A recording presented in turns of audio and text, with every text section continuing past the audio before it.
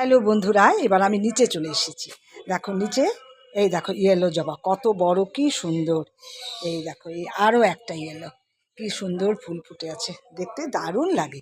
এখানে আর একটা ইয়েলোর আর একটা ভ্যারাইটি, দেখেছো কত সুন্দর।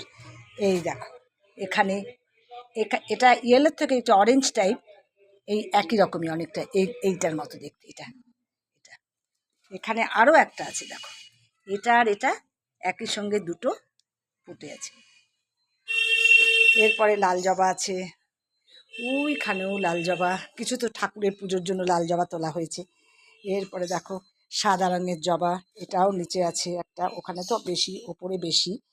আর এই যে বেগুন ভুলিয়া আছে, এইরকম সব ভ্যারাইটি। এখানে অপরাজিতা গাছ আছে, ওখানে টগর গাছ আছে, এখানে নয়নতারা, এই যে নয়নতারা গাছ, নয়নতারা ফুল ফুটে আছে। এখানে দেখো টগর ফুল গাছে কত কুড়ি এসেছে, দেখেছো কি সুন্দর কুড়ি এসেছে।